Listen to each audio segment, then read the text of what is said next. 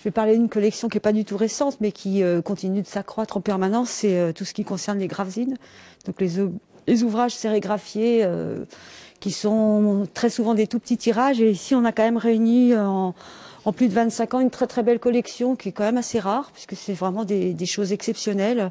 Je pense qu'on a des choses comme ça, enfin on a des dépliants graphiques. Tous ces objets ce qu'on appelle aussi des objets graphiques qui ont résisté finalement à Internet, puisque ça, on peut absolument pas le rendre. On a des odeurs, on a des formats, on a des reliefs. Voilà, des choses qu'on apprécie particulièrement ici. Très sensoriel en fait. Voilà, c'est ça. Il y a vraiment, on aime bien rester aussi dans le côté quand même manipulation, voilà, objet, voilà, tenir quelque chose dans ses mains, le sentir. C'est quand même des choses qui sont irremplaçables. Et donc ces gravesines, c'est entre guillemets une des branches de la grande famille des fanzines. Ouais, voilà. Alors, le gravesine par rapport à la bande dessinée, c'est tout ce qui va être du dessin sans texte, en fait. Il n'y a pas d'histoire, c'est de l'image brute en général.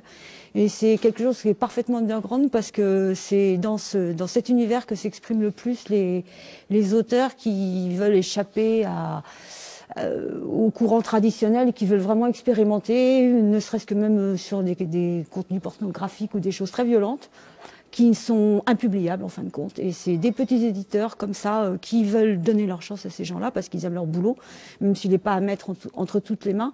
C'est quand même bien, nous ici on les conserve, on fait attention aux enfants, compris. Mais c'est quand même bien de pouvoir réunir des collections comme ça. C'est quand même des choses qui pourraient parfaitement disparaître ou être... C'est si ténu qu'il faut vraiment en mettre beaucoup pour se rendre compte que ça représente quelque chose au niveau patrimonial. Alors Virginie, la directrice, nous disait 55 000 exemplaires sur l'ensemble du fonds.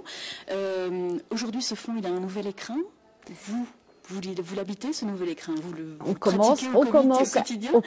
commence à découvrir à quel point ça va être plaisant de pouvoir étaler les collections, pouvoir les montrer correctement, pouvoir sortir des fonds particuliers pour un événement, des thématiques, ce qu'on pouvait pas tellement faire à côté, de l'autre côté parce qu'on n'avait plus la place. Et là, vraiment, on va avoir des nouveaux présentoirs, des tas de choses qui vont nous permettre de faire vivre cette collection en fin de compte, quoi.